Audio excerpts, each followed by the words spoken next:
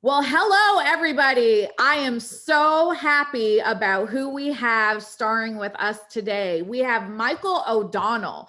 You know, a lot of people call themselves experts, but there are very few that can say, I am the best. I am number one. I've stood the test of time. And Michael O'Donnell does this in the world of sales. And I'm talking about real sales. I'm not talking about that weak order taking type of business that a lot of people are doing in sales right now. I'm talking about door to door sales. What I'm really going to dive into with you, Michael, is prospecting and how important that is to being able to generate your own business and to stay in business. You know, Michael, it's such an honor and a privilege to have you today. Thank And you. I'm wearing this shirt for you. I don't usually wear t-shirts, but it says work hard and be humble. And I don't like the word humble because it's not about thinking less of yourself, but for you to be a millionaire and to be door knocking, you have this quality about yourself where you get what it takes and you don't stop. You don't choose the easy path. And so today, our audience, there are a lot of go-getters. There are a lot of people that can subject themselves to being uncommon and doing rare things. And door knocking today, Michael, it is a rare thing. I want you to breathe life into this subject today. So why do salespeople get paid so much money? You know, and how do we tie this into the rejection that salespeople feel and experience, and for people to know what sales really is? What does it really take to flourish, to thrive in sales? Well, that's a great question. And I loved you talking about your t-shirt and wearing that in honor of the conversation today. I have several t-shirts that have this as the banner. That's on my mirror when I wake up in the morning. It's on the t-shirt that I have underneath the shirt I'm wearing with the customer. You know, get off your ass and go knock on doors. If there was ever a better piece of advice you could give to a salesperson, and it doesn't matter what you're selling. If you're the CEO of a Fortune 500 company, you're knocking on doors. You're talking to prospects saying, hey, you're not using our service. Could I get an opportunity to show you what our company can do for you? That's knocking on a door. And it doesn't matter if you're doing that via the phone, if you're networking, if you're on your little Facebook groups, if you're, or like I do, I literally go out and knock on doors. So I'm the number one solar salesperson in the world today. I have been for 5 years in a row. I sell, you know, and I'm not talking about something I used to do and now write books about it. I'm doing it so often, it's difficult for me to, I'm working with your friend Steve or whatever to get the book out and all that kind of stuff, because I'm literally at about 400 kitchen tables a year sitting with Mr. and Mrs. Homeowner, sharing with them what my company does and what solar does for families, and then getting them to sign on the dotted line today in the meeting that we're in today. It's a today only close. It's similar to a lot of other opportunities. There really are no be-backs, right? So if you don't, and it's kind of a two-step process. We meet people when we literally knock on their door and say, hey, we noticed you don't have solar. Is there any chance you'd give us an opportunity to show you a solar quote, show you an estimate, show you a proposal, you know, show you the money on why your neighbors have gone solar. I see 6 or 7 people on your street that are solar. You know, don't you think it would be a good idea to see the numbers and understand why they've gone solar so you can see if it makes sense to you? That's literally a knock on the door and a talk to a homeowner. I think the primary reason, and you brought up a great point, why do salespeople get paid what I call a weird amount of money? And in solar, it is a weird amount of money. You knock on a door to someone you've never met, you have a 10-minute conversation, and you're saying, hey, obviously there's something to this. You should take a look at the numbers. Why don't we get you a free quote? And they say, okay, sure, come on over, show us a free quote. You're going to be sitting with that customer for an hour to 2 hours. And if you know how to do this, and if you've been trained how to do it, which is what I do, I train people how to do this so they can be on my team and do it, etc. 2 hours later, you're going to walk away with a $45,000 contract. how many opportunities do you have where you can knock on a door, spend 10 minutes making an appointment, and then an hour and a half to 2 hours with somebody and do $45,000, $65,000, $85,000 in business? So it's somewhat unique in that way. And you need to be skilled at, one, getting them to say yes to the appointments, and then B, getting them to say yes and sign today.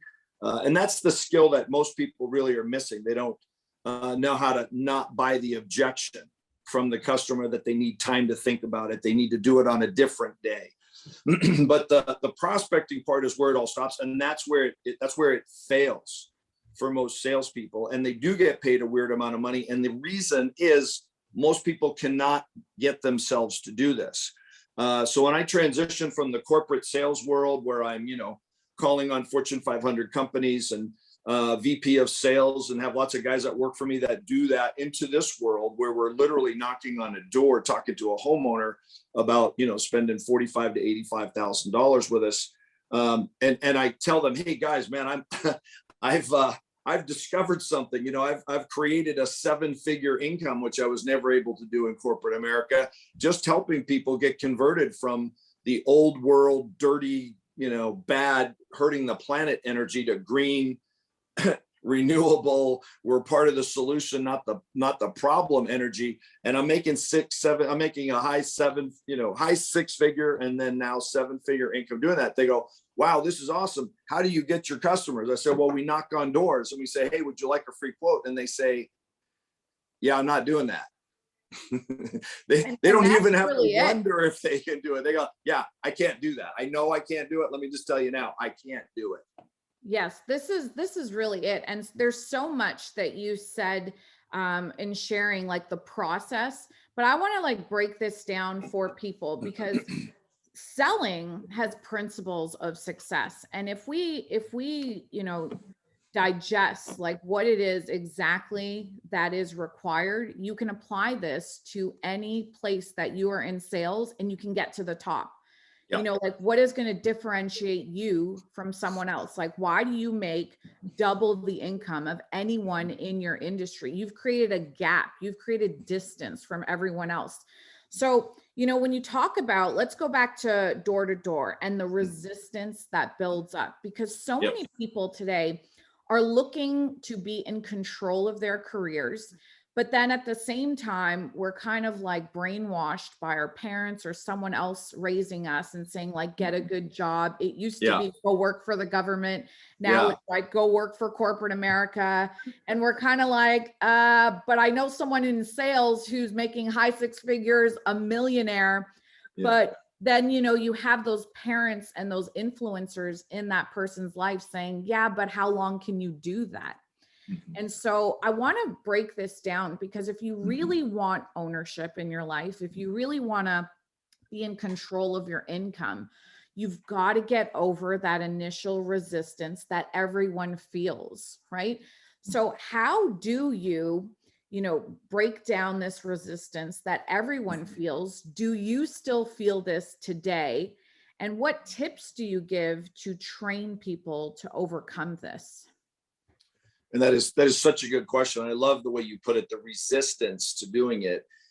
It's really hard to overstate what that physically feels like. If you've been an actual salesperson really knocking on the door, I'm not exaggerating when I say that there are times when I could easily just throw up in the bushes at the idea. And the hardest door to open is your car door, right? To get out of a car door and open your car door and knock on a cold door. It's literally the hardest thing. And I'm here to report epic failure on being able to get rid of that and make that go away. It doesn't go away. In fact, the longer I do this and the more successful I am at it, I think maybe the more I'm conscious of it, it does not go away. When I'm not in motion and I'm not knocking on doors, the idea of getting out of my truck and knocking on one door, I literally have a feeling inside me like I think the guy that wears the "will work for food," sign on the corner. I feel that way, and I will do literally anything to avoid confronting and being in the midst of that feeling. And so I just have to report I am nowhere. I mean, like I thought, can I hypnotize myself? Can I hypnotize other people? Can I figure out a way to make myself be an automatron? Everybody hears it. Oh, it's all about the numbers, man. If you go knock on 40 doors, one of them's going to say, sure. Why don't you come back and show me? So why don't I just knock on 40 doors? What is it that stops you? And somehow at a DNA level, we're just wired to abhor the idea of rejection. And it's what I'm, have experienced. It's even cumulative. It's not just being rejected once or twice today or 10 or 20 times today. Over the course of years, that concern or that resistance to experience rejection becomes cumulative. So you cannot get rid of it. You have to overcome it. And there's several things that I do to overcome it. Number one, the book that I have coming out, Steve's helping me promote right now, is called No Matter What, right? And it's the hacks, habits, and skills of 7-figure income and sales.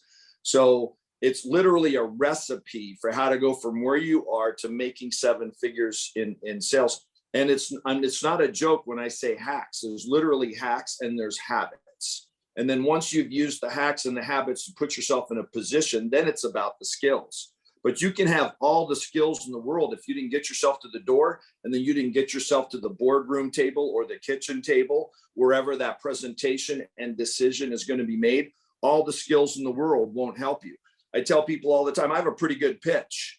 All right. But the best pitch in the world is worthless if it's not on a door right now. I had a guy knock on my door the other day, and I opened it up, and there's this guy in kind of a ratty t-shirt and ratty tennis shoes, and he's on my door. And have you ever had a telemarketer call you and you knew they were reading the pitch? This guy's at my door and he's reading the pitch, even though the pitch is in his hand. He's like, my name is so-and-so, and I'm with the ABC window company, and we're in your neighborhood, And he's reading the pitch. So I'm considered one of the best sales guys in the world and best pitching at the door. I'm in my, lounge slacks at my door, and this guy's in crummy tennis shoes, but he's on my door pitching, and I'm in my house still in my pajamas.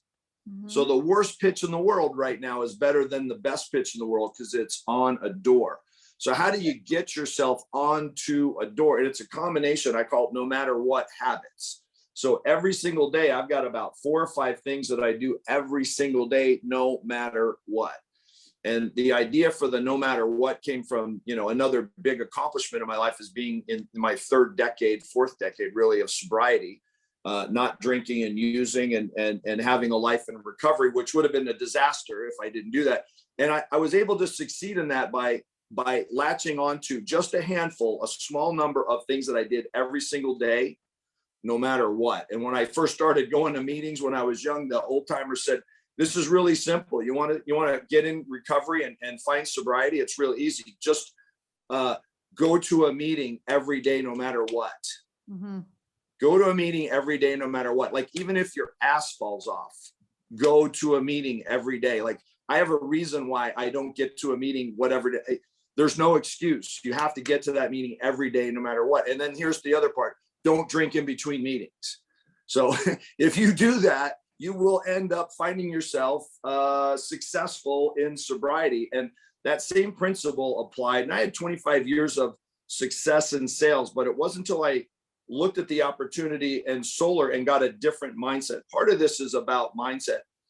The real problem we all have, and this is one of the problems specifically in solar, is it pays so much for one sale as you can sell 2 or 3 a month and have a great income. But you'll be a horribly performing solar sales rep. So that's a dichotomy. And so you have to have a different goal. So a lot of what I teach people is about the mindset. And it's really got to be a 7-figure income, 8-figure sales, 9-figure net worth mindset. If you're trying to get your bills paid, you can get your bills paid in 2 or 3 sales and you're going to get fired. Like no good solar company is going to have you around selling 2 or 3 of these a month. And yet you're making a very nice income. So if you're trying to, if you're operating under the same steam that's always, driven you, which is to get your bills paid, you're going to fail because you can get your bills paid with a really subpar performance and get fired. So you need a brand new mindset, which is, I'm trying to create a 7-figure income. I'm trying to create generational wealth. If you can viscerally understand that, it's like Napoleon Hill cell. If you can conceive generational wealth and what it needs to do that, and you start working for that, you're going to work differently. And then the first thing you have to do is build these habits, right? And the habits have to be things that you're going to do every single day, no matter what.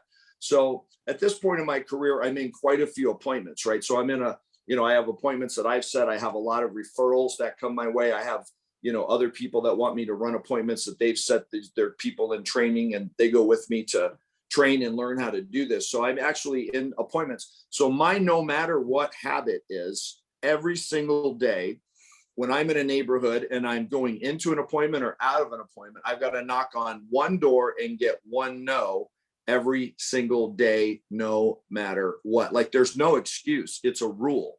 I have to do that. And what that does is it puts me on another door. What we're trying to do with habits is utilize motivation. Motivation is something that you experience in a fleeting way and then it leaves. It won't be there tomorrow. So you've heard a great speaker. We've listened to you on this podcast. We said, I want a 7-figure income. I want to do well. I'm willing to do something. What you should do with that motivation is build a habit, build a sacred commitment to do something today and every single day, no matter what. So I'm going to knock on one door and get one no. The reason that people build a resistance and the resistance gets greater and greater, it's this human DNA level abhorrence to the idea of rejection. And so we all hear it in sales. It's about the numbers. You got to do the numbers. Well, how do you make yourself do the numbers? The way to make yourself do the numbers is to understand what the money is for. The reason, and let's circle all the way back, Sabrina, to why does sales pay a weird amount of money? One, it's because most people cannot do it. And two, you're not being paid to get one person to say yes. What the money is for is the 20 people you had to talk to get one of them to say, I'll take a look. And then when you had one guy say, sure, I'll take a look, it's the, 2 or 3 guys, if you're good, if it's my closing ratio is probably 75, 80%. So that means that every 10 people that I sit down with, 8 of them sign up. That's not typical. That's skills. That's the skill side of it that I teach people, how to get people to make decisions today. But if you're just average and you're in, depending on what your numbers are, you should be closing about 1 out of 3 if you've got reasonable skills. So if you say to yourself, I got to talk to 20 people to get one to say, sure, I'll take a look. And then I got to be in 3 of those meetings to get one of them to say, sure, let's go ahead and move forward and sign up for solar. Our brain makes the mistake that we're somehow getting thousands of dollars for getting one person to say yes. That is absolutely not what the money's for. The money isn't for that. And if I break down the fact that, and most people have to talk to 20 people to get one to say yes, I have to talk to about 7 or 8 people to get one of them to say, sure, I'll take a look. So if I divide those 7 or 8 encounters at the door by my closing ratio and what I'm getting paid per watt for solar, I'm making about $500 every time I knock on a door and get someone to tell me no. Yes. If I understand that, it's a whole different experience. This is major. And this is what a lot of people are not applying to their sales journey because they're so used to getting paid for time. They're so used to getting paid for productivity. And what they understand as productivity is not a no. They just think about the end result. And so it is like just rewiring your brain to understand that it is the whole entire process. And maybe it took me 9 no's to get to that one yes, but dividing that by 10 and then you paying yourself for that energy, even you learning from your no's and how you get better in sales is you having an evaluated approach instead of just mindlessly going through the numbers. I think, for you to be able to sharpen up your close ratio, you're putting some reflection into what you're doing. You're putting some thought into what you're doing. So I really want to dive into this because for people to understand your freedom comes from discipline. Your freedom comes from discipline. And so many people are not disciplining themselves to go through the no's, to take those punches in the face and other body parts that you feel it in, so that you can get to those victories and those wins. You know, tying this back to that question of corporate America versus being in sales, because there's this lure of people wanting to be sitting behind a desk and, you know, behind a computer and getting paid a lot of money. And then we look at people that are maybe like on the field or in a boardroom. Can we, you know, establish a rewiring of, you know, that's where the freedom is. That's where the real money is, in making that's where the money is. Yeah, and making those relationships. It's not behind a desk and it's not behind a computer. It's in connecting with real people. And so I love that you brought up, and it could be in a boardroom. You have to have the courage to get out there and to shake hands with other people and to connect with them. So I love that you brought that up. So how do we build up this courage every single day to push ourselves to achieve a bigger risk, a bigger reward? Well, and if you are in a corporate job and you are getting a nice salary, when I transitioned into solar, you know, I had a 6-figure salary and a 6-figure bonus, and I'd been in corporate America sales for 25 years. Prior to that, I had sold solar in the early 80s and made an incredible and weird amount of money. But I wanted that, like you said, that real job, which for me was selling IBM computers in a blue suit. And I got that job selling IBM computers in a blue suit. I chased that. I spent 25 years in corporate America with a salary. And when I remember getting that first salary and being able to tell my wife, we know how much money we're going to bring home every month, you know, every 2 weeks. The problem is that creates what I call golden handcuffs. And if you're working for a salary, you're giving up the lion's share of the profit and commission in a deal. And that's because you're letting somebody else do the betting, right? They're betting on you. When somebody gives you a $60,000 salary or an $80,000 salary, they're betting on you that you're going to be productive, but then they're getting the lion's share of the return if you are productive. So a lot of people are, you know, they say, how in the world could I try this opportunity? Because it's straight commission, it's entrepreneurial, it's deal generated, not salary generated. And the answer to that is, if you're not willing to do the betting, then you're not the one that's going to you're not going to be the one that receives the return. And so if you're working for a salary, you are giving up the lion's share of how much money what you're doing is worth. The difference between what you're paid and the difference between what you're worth to a corporation is the profit. And so if they employ you for a salary, they're going to get the profit and you're going to get compensated, right? If you're willing to take that risk on your own and take a position that's 1099 or entrepreneurial or start your own business, then you're not going to be compensated. You're going to make the profit. And those are two different numbers. And that's one of the things that I had to, you know, for me, it was difficult to get away. And it was a little easier maybe because my kids were already kind of through college and I was like willing to bet on myself. So I was in a position maybe to feel more confident in doing that. But literally I wasted a lot of time because I felt like I had to be able to know for sure what the minimum amount was. Well, the problem with that is it's really hard to do more than just 2x the minimum. There's no way to 10x the salary in a corporate gig. They're never going to pay you a 7-figure amount. They know that if they keep paying you 150 to 250, you're not going to leave. And so they'll keep doing that. They'll just change the comp plan every year. So that happens. Yeah. And then, you know, this ties into almost how we have to sell ourselves when we're selling. You have to look at your career and your life and have compelling reasons to want that larger lion's share. So I know you dive into this where you talk about, you know, when you go into a home, you look for people's trophies. You know, Can you explain that? And then also tie it into, as a salesperson, you have to like trophies. You have to want trophies. Me, right? I don't care about trophies. Pay no attention to those things behind me on the wall. I couldn't care less about trophies. Yeah. No, I don't believe you. And I know you don't believe yourself either. So what are trophies? Like when you go into a home, you find trophies to relate to a customer, but then also in the sales world, when you're a salesperson, it's beyond the trophies on your wall. You have other things that are compelling you to make more money. So you're not, Yeah. you can give up that salary and get a larger lion's share. Right.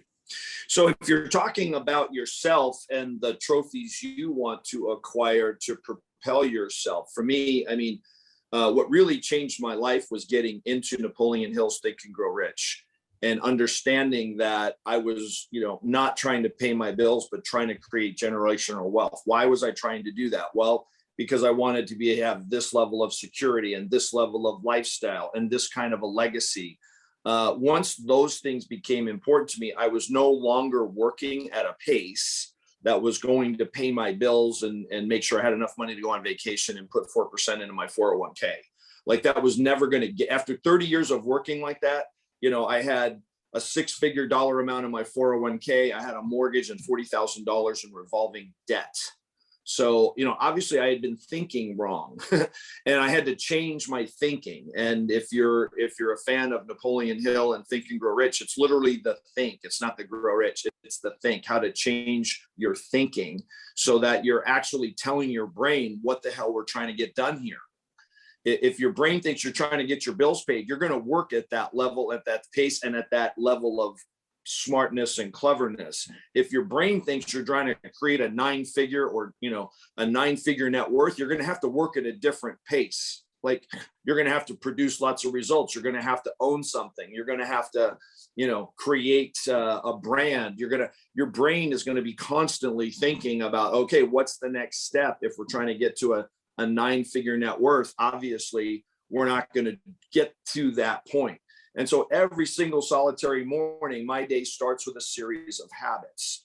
My biggest mentor and where I've learned the most about habits is from a guy named Stephen Guys. He wrote a book called Mini Habits.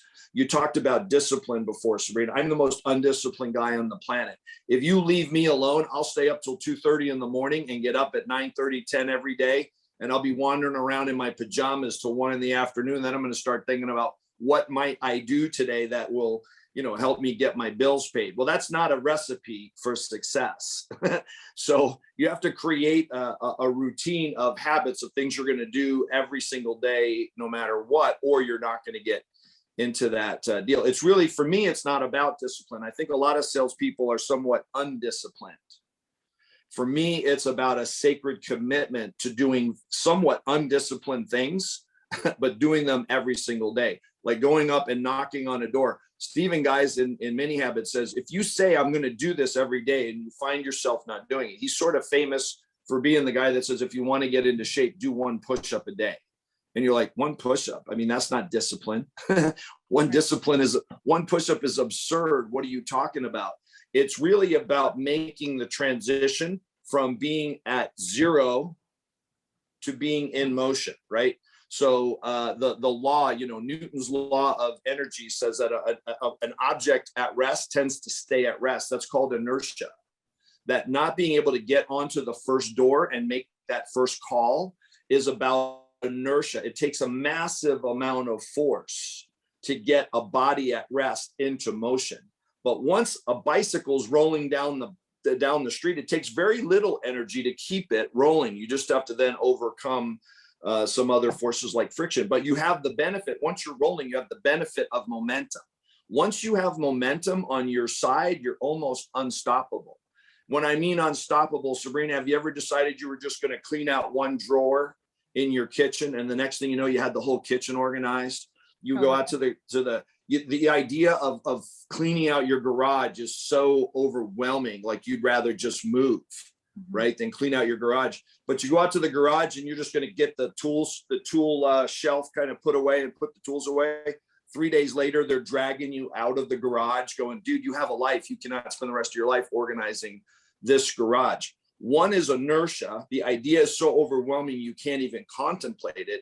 The other is momentum. They're literally having to pull you off at 9 o'clock at night going, dude, you shouldn't knock on people's doors after 9 o'clock at night. Like, why do we have to tell you that?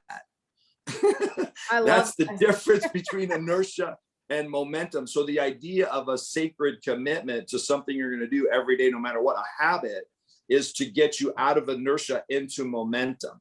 It's to get you out of the corridor and get you on one door. So Stephen Guy says, if you find yourself not doing something, it means that the requirement, the minimum amount, the mini habit is the name of his book, isn't low. It's not absurd enough. All right. One push-up is absurd. Here's the issue. Try and do one push-up. If you get down on the ground and get your face into the dusty carpet and you do one push-up, you feel ridiculous. Right.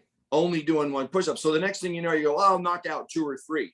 Before you know it, you got 10 push-ups under your belt. And that's actually kind of respectable. Like if you did 10 push-ups today, that's something you might bring up in a conversation, right?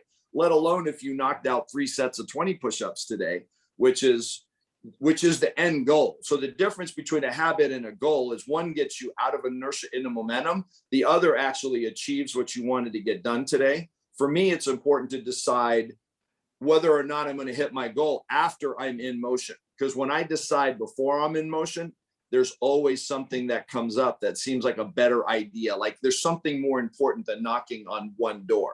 Yeah, but I have to knock on one door, get to one door. So I had to change it. I used to say, I'm going to get one pitch. I'm going to find one person to pitch. My problem is that as a closer, I think I have to get yes all the time. I don't realize that what I'm really getting paid for is for getting no. And so I realized that I had that commitment and wasn't doing it because it wasn't absurd enough. And I had to make it more absurd. And this was an idea that completely liberated me and took me to a whole new dimension. And that I wasn't trying to go to the door and get a yes. My job, my objective, my mission was to go to the door and get them to say no. So you have to detach from the results and attach all your esteem to actually getting your job done. And so Hal Elrod, who writes The Miracle Morning, he talked about being the #1 salesman at Cutco. I got to hear him speak earlier this year. And he talked about wanting to be the #1 salesman. His boss said, you got to talk to 10 people in the morning and 10 in the afternoon. And he just found himself not doing it until he realized that he wasn't trying to get yeses or nos out of that 10. He was trying to get it over with. Because as soon as he got the 10 in the morning done, then he could move on to doing other things that he liked to do. Nobody likes prospecting. Prospecting sucks. Like when you're in the midst of it, you can enjoy it and you can have fun. But the idea of doing it is like, that's not, anything in the world but that, literally. But when he got the idea that if he did 10 in the morning and 10 in the afternoon and got them over with, that he could go on to things that he did like to do, then he started getting 10 in the morning over with and 10 in the morning and the afternoon over with. And then invariably he'd get 1 or 2 yeses or, one yes out of both of those sessions. He'd get 1 appointment out of it. That's all it takes. Yeah. To be the #1 sales guy in your deal is to be the guy that actually does those 10 in the morning and 10 in the afternoon. That's an absurdly low level to succeed, but that's all it takes. Totally. I've always heard this, like reduce things to the ridiculous. And like, as you're talking about this, you're using common words.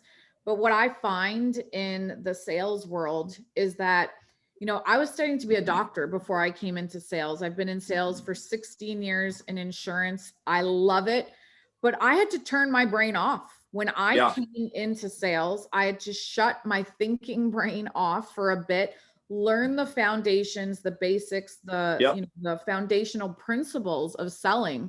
And then later on in my career, I could turn it on, get a little better, fine tune, tweak. But a lot of people don't understand this. They think that if I come in here, I can outsmart the system. I can do it my own way. And that's almost what like being humble is like, leave your ego at the door, reduce things to the ridiculous. Don't overthink things. And then just go in the motion. Wake up, do it again. Wake up, do it again. Wake up, do it again. So like, man, I think that's just so commendable of you to just be a living example of someone who you're not on your high horse. And I think a lot of people look at corporate people like they're on a high horse, but sales people are the high horse. We are the white horse. I want to hear what do you feel about sales? Because when I came into the sales world, I really understood that we are the engine that moves the economy. And without sales, you have no reason or right to sit behind a desk. Like I created that. So I wanted to hear your thoughts on like, what does selling mean to you on a larger picture? Well, on the largest picture, sales is a service, right? So, and when you get to the point where you're trying to figure out how to get people to make a decision today, that's really the toughest part in sales. Because if you do your job, you get to the door, you show somebody a compelling opportunity for them. They know it makes a lot of sense. They're always going to come to the conclusion that they should do this on another day. Like 9 times out of 10, it's so infuriating. And you can just see the salesperson's heart break because it's going well. They're getting it. Everything's clicking. They're loving. They're just, they're picking up what you're putting down. And you get to the thing and they're like, oh my God, why doesn't everybody have solar? And they think, oh my God, did I just say that in front of the sales guy? And you can see them kind of scramble and they go, are you going to email this proposal to me? Which is their way of signaling to you, this is awesome and you're awesome, but this is going to happen on a different day. And now we're talking about the skills part. So for me, sales is a service, and it's about it's about utilizing your skills to perform that service. And at least in my world, and if you don't believe this about the product that you're selling, you need to maybe re-examine it. I believe with conviction that the prospect that I'm with is absolutely better off getting the process started, signing up today, and moving the ball forward today. I believe that if they don't do that, that I've let them down. So I'm very fortunate to sell a product where they're worse off if they don't buy it. In solar, they're already spending the money. They're spending $200 a month, $300 a month for electricity. All we're trying to talk them into doing is stop doing that in a stupid way and start doing it in a strategy that's very productive, very smart, good for the planet, good for their family. I believe my product is better off for them than if they don't do it. And I know with certainty that if they don't do it today, they're not going to do it at all, almost in every circumstance. And so I've had to take that data that says, you know what, when the person is selling you that they need to do this on a different day, that's kind of their job as a consumer to resist. But at the end of the day, they're doing you and them a disservice. And so that if I am able to help that customer overcome fear and overcome, there's only 2 reasons why someone's not moving forward, especially if the product does fit them well and it is going to benefit them in a variety of ways. It's either they're afraid or they're greedy. So if they're afraid that they're making a mistake, like that time they went to a timeshare presentation or bought a car the first time they walked on the lot or whatever that thing was, or they're thinking, if this guy's selling this thing for $60,000, surely there's someone out there who'll sell it to me for $59,000. I bet I could become Mr. Shopper or Mr. Purchasing Agent and find a way to get this product for $1,000 or $5,000 or $10,000 less. So somewhere in their mind, they know that. So what I know that if they don't move forward today while the iron's hot, they're not going to do it most likely, or they're going to end up with a company that's nowhere near as good as the one that I own, that I work for. And so I believe with conviction that the customer is better off, that I am providing a service. What that allows me to do is the things that are awkward to do.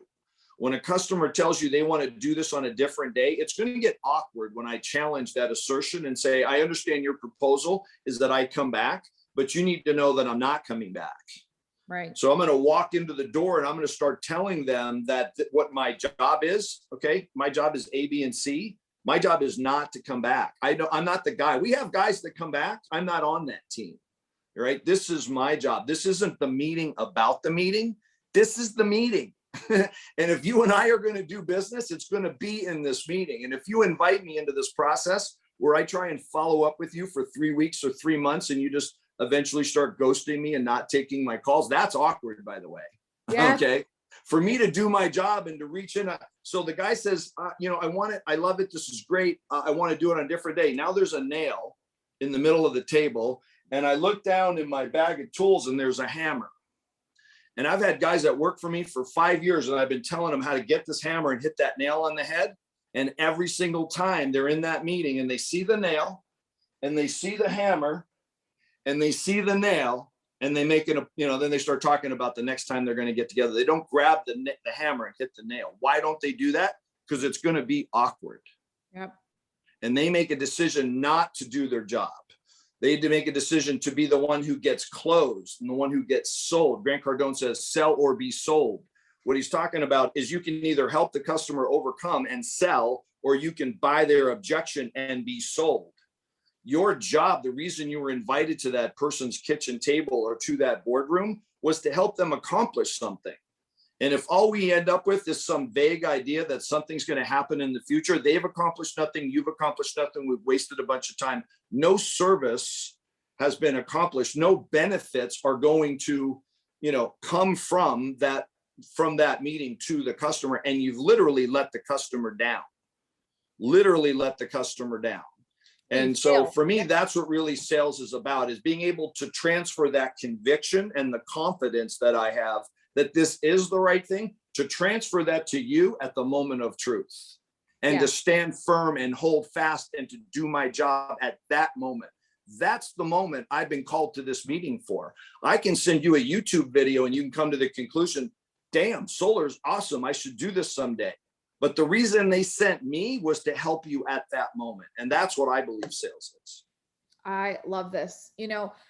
One of the things that I know great salespeople have in common, and I'm talking about the people that get to the top, the constant winners in the industry, is that we fill ourselves up with so much good information. Like when you mentioned Grant Cardone and you mentioned Napoleon Hill, and you also are a fan of Og Mandino. I love this book, and these are like staples because it puts words inside of us that really it helps to talk to us. When other people don't have this, then, that other person inside of you that is going to, feed into your fears and say, why are you doing this? This is awkward. Instead, you're saying, no, hammer the nail. I'm not getting closed. I'm going to close you. I'm here to help you. I'm here to serve you. Mm-hmm. And so I really love this. If you could just share, why do you think reading and putting this good stuff into your mind is so vital to have a long and successful career in sales? Well, first of all, the ideas that we have, I don't know what ideas your parents put into your head, but the environment that I grew up in, nobody was going to have $1 million income. So the ideas that I grew up with were just not, sufficient to get me to that level. There's only really two things you can do that will change the outcome of your life. One, it's the people you meet, and two, it's the books that you read. And if you would like to do yourself a service and do yourself a favor, read the book you just picked up, Og Mandino's The Greatest Salesman in the World. That book actually creates a habit. If you're going to read great books that are so great that they're cliches. So Think and Grow Rich is a cliche. How to Win Friends and Influence People is a cliche. The Greatest Salesman in the World, that's a cliche. The reason it's a cliche, it's so wide read and so, generation after generation passes it on. Like, this is one of the books you have to read. If you hear that over and over again, listen to it. That's certainly one of it. What Og Mandino says is to create good habits and become their slave. Love this. Become their slave. Like, what are you talking about? Your job is to become a slave. You're going to serve something. What are you going to serve? If you're serving good habits, becoming the slave of good habits, you're going to find yourself marching towards a goal. And it's literally, if you can become the slave, and the only way, he also says, the only way to get rid of a bad habit is to replace it with a good habit. Mm-hmm. And literally, I don't know a lot of salespeople that are disciplined. I know some CEOs that get hired and they really are disciplined guys, like they're built that way. I'm not built that way. I'm an undisciplined person. I'm a person who's going to screw off the absolute maximum amount I can and not get fired, if that's what my objective is. So we have to create different objectives and then create habits that walk you towards those habits. It's not hard to make $1 million a year in solar. You literally just have to knock on a handful of doors a day and find one person a day that says they will take a look and sell one or three, one out of three of those. You're going to sell enough solar to make $1 million a year. Why isn't there 100 guys on stage getting that trophy at the end of a year? And why is there only a dozen or 15 guys at the end of the year? It's not because they're not talented. It's not because they're not skilled. It's because they're not getting themselves to do those things that they need to do every single day, no matter what. They're not a slave to good habits. They are undisciplined. Salespeople are undisciplined. You can't change that. All you can do is overcome it, and habits are the way that you overcome it. Yes, I love this. So, in terms of having an open mind and understanding that you have to be open to new ways of thinking, this is what reading does. I wanted to ask your opinion on salespeople, because salespeople are so competitive, right? That when they find out one opportunity in my industry of insurance, we can breed bad salespeople. What I mean by this is like good or bad, it's up to you to think about what that is. But for me, a bad salesperson is a person who has to, take from someone else and do it in a bad competitive way. But when you are a good salesperson, you look at it from a place of abundance, right? There's so much here that I don't have to take anything from you. I can create my own. And so I know that like in the solar industry, just like in the insurance industry, it's very competitive. But why is it so important? And I know you have an abundance mindset too, that you don't have to look at someone who is trying to compete with you and think like you're not taking anything from me. There's so much here to go around. Right. If you can share this with us, because top salespeople understand this. Like they move from, I got to take from you to get mine. They go into this area and they play in this arena where like the world is my oyster, and I'm going to create markets for myself, and I'm going to do what you won't do so I can have more than you. And that's not taking from you, because there's still more left over. Right. How important? Well, for me, I go a that step mindset? beyond that, Sabrina. For me, it's important to me to be constantly helping somebody else to come up to my level. And it's really intrinsically selfish. For one, I'm a show off, right? So if you ask me to get up in front of a group at your, association and speak, I'm going to say yes, because I'm a show off, right? But then once I get there, I'm going to actually share with you what I do, right? That helps me to get to where I'm going. One of my hacks is always be showing somebody how to do this. Always be meeting somebody at Starbucks at 9:00 in the morning and letting them shadow me for a day. I have people call me from all over the country and they just want to shadow me for a day. And I always say yes. And once in a while, it actually leads to a relationship that might end up being beneficial in a business way. But 9 times out of 10, it's just me getting to spend a day with somebody who wants to up level and learn something that they don't know, or see in action what it looks like to be on a path to do that. And I always say yes. And I end up spending a lot of time with people that, to have that happen. But here's the funny part. When I'm showing somebody how to do it, I'm always doing it at a different level. An object that's being observed, it behaves differently. And so when somebody's out there following me around, I had somebody spending a day with me, and I'm in this training class where I'm kind of a big deal, telling people how to do it. It's nice and warm. We got donuts. But we have an appointment at noon. I said, we got to leave. Come on, you're going with me. We go to this appointment at noon. It's raining. We knock on the door. There's rain falling on our head. And we're knocking on the door where we supposedly have a 12 o'clock appointment, and no one comes to the door. Now, if I'd have been by myself that day, I would have made a beeline back to that room where I was not having to knock on doors, where I'm kind of a big deal in that room, and then there's lots of donuts there and pizza's coming. I would have made a beeline back to that room with the donuts. But because I had somebody with me, I said to this guy, let me show you what we do when we have an appointment and no one comes to the door. We go to the next door neighbor's door and we knock on that door. We're going to get one no, or we're going to get one guy to say no. Well, literally across the street was a gated community. This is in Las Vegas, high-end, $1 million homes, gated community. You can't get in here. Let me show you what we do when we knock on a door and no one comes to the door. I said, see that gate? We're going to go into that gate. We're going to knock on some doors. Now, I'd seen that gate by myself, never went through it, but now I'm going to be a show off, and I know how to get through a gate. You just wait for the next guy to show up to, then you tailgate through, and next thing you know, you're in it, right? And now I'm all kind of freaked out because I'm in this community and it's gated and $1 million homes. I'm a little intimidated. People don't think, oh, you don't get intimidated. I get intimidated every single day. So we drive back into the corner. My thinking is we're going to run out and talk to somebody who already has solar. That's another hack. Get out of the car, talk to somebody, man. Even if they already have solar and you can't sell them, go talk to them. Find out, are you happy with solar? Have any of your neighbors talked to you about it? Can we, point to you when you say, yes, you're happy, you have solar, to the neighbors across the street. Anyway, I knock on a door, and while we're coming back to the car and I'm planning to beeline out of there, a neighbor pulls up into the driveway. I'm in motion with a business card in my hand, and a neighbor pulls into the driveway. And I said, well, come on, let's go over and give this card to this person. We have a conversation. Turns out they're actively interested in solar.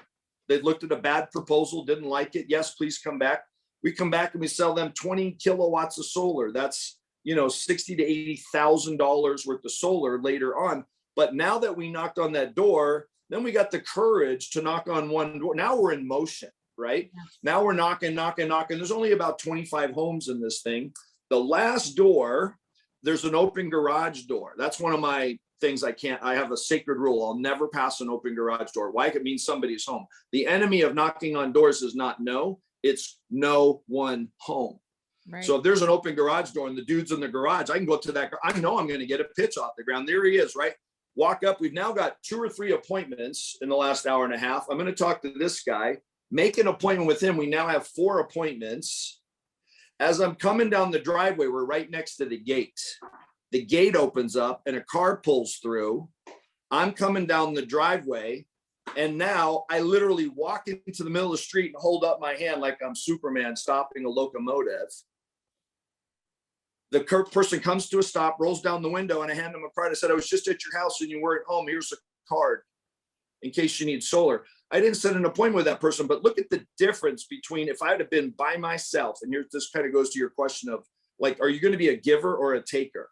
Mm-hmm. If I would have been by myself instead of taking somebody with me and showing them how to do it, I'd have been back with the donuts. Instead, I'm in this gated community, $1 million homes. I have 4 appointments now to come back and show, $80,000, $100,000 solar systems. And now instead of being a scared little boy who wants to go to the warm room with the donuts, I'm in traffic, in the rain, stopping cars. I mean, I'm literally like a superhero. Yeah. And I feel appropriate. I feel like I belong here. I belong behind this gated community. I've talked to all of your neighbors. I have appointments with 4 of your neighbors. I was at your house and you weren't home. I need you to stop your car in the middle of the damn street and roll your window down, please, because I need to give you a card. That seemed appropriate, and it was appropriate, but it was such a far distance from where I started, an hour and a half before. It's uncomprehendable.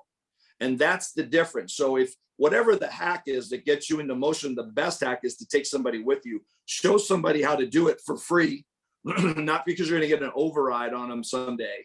Show somebody literally how to do it. And you're the benefactor, because while you're showing them how to do it, you're doing it at a level that you wouldn't have even come close to. Yes, this is so powerful. When I think of our children, I always look at them because we were raised with family, like our family was in the healthcare industry. My sister's a nurse. I was studying to be a doctor. But when I look at our children, I say, like, if I could give you one skill in your life, and what I'm going to make you do is you are going to door knock. You are going to door knock. I don't care if you do it forever or you will do it, because I want you to experience it. I want you to go through the motions of it because of the person it makes of you. And when you get to that reward, you have an entire different feeling. So, I just want to say in closing, thank you for being a person who has the courage to sell well. I think when you said in your story there that you found another home that had solar, you didn't look at that home and say, how can I, switch the business and get them to be with us? You looked at them in a good way to say, I would love to use your story to create more business for myself and for another family. So I think you sell with integrity, which is has to be a reason why you're in business for so long. And I just want to say thank you for bringing a good light to sales. And in closing, standalone is about being uncommon. It's about being rare, because it takes courage to do what no one else is willing to do. And that's what standalone is about. It's not falling into the noise of the world. Sometimes the noise of our head, and being able to say like, no, I'm not going to do that, standing up for what you believe. And so I just want to ask you, like, what makes you rare? When Michael O'Donnell is not here physically on planet Earth, what will remain in your spirit because you are so rare and uncommon that continues to live on? Well, and I don't think I am rare or uncommon. I think I've been able to seize on some ideas and implement them that have given me rare and uncommon results. I think there's a lot. Now, I am one of those guys that you would meet and you would say, oh, this guy's a born sales guy. So it's not like I had to create myself into a sales guy. But I was a sales guy for 25 years with not rare and not uncommon results. And then I found a desire and a vehicle to pour my ambition into that did produce rare and uncommon results. But anybody can achieve those results. It's really a matter of doing the work. And that's why I'm super excited to work with our friend Steve Carlos and producing my book, No Matter What, which is coming out. And I'm able to share that with people. What's the recipe? What do you do step by step? And it starts with what I do in the morning. I'm on a call every single morning at 7:15 in the morning that I call the Cleaners Club. And I don't have to do this alone. I do stand alone, but I don't have to do it alone. I get help every single day from the people that are on that call to be accountable to those habits, to the things that I said I'm going to do no matter what. So on my website, MOD Sales Academy, you'll see that book coming out. And then also an opportunity to plug into one-on-one training with me, where I share with you step by step, what is the recipe? What do I do? And I'll tell you, you talked about the books. A lot of it, people go, why are you talking about other people's books? Because that's what I actually do. I do a miracle morning every single day. I do these mini habits every day. I'm in the process of building generational wealth because I actually treat Think and Grow Rich as a textbook. It's a textbook for how to create. If you want to do well and have good results, I tell people, if you want to be on your way towards a high 6-figure income or a 7-figure income, many habits will show you how to do that. Just build these habits. If you do those things every day, you will get there. But if you want to, build, if you want to build doing well for your grandkids, if you want to pay for your grandkids' kids to go to Harvard, then you're going to need to think in those terms, and you're going to need to treat Think and Grow Rich as a textbook. So like literally, I spend time showing people, this is what I do in the morning. This is what time I get up. These are the books that I read. These are the habits that I put into place. This is what I say when someone says, this is awesome, we definitely want to go solar. We just want to do it on a day that's not today. Okay, well, here's the hammer. Hit the nail with the hammer. This is how I do that. That's all going to be on a one-on-one training, me and you talking in a virtual interactive way. So I'm excited to be able to share it with more people. I've been sharing it for several years, and I just, I've literally gotten nothing out of it, but opportunities for me to be able to articulate it so I can share it with more people. What I do for a living is sell solar. I'm not a guy that used to do this. I'm a guy that I'll be at 3 kitchen tables today. Love it. And I'll sell 2 of them today. And it's fun talking about it with folks like yourself. Yes. And Michael, you are rare because you don't just learn something, you do it. And it takes a rare person to actually do what they learn, execute on it, and then to repeat it over and over again. And that is what makes you rare and uncommon. Well, thank you. Yeah, thank you. Thank you for being a light in a great industry of sales, and all the best to you. Thank you for your time today. So wonderful to be with you. Thank you, Sabrina.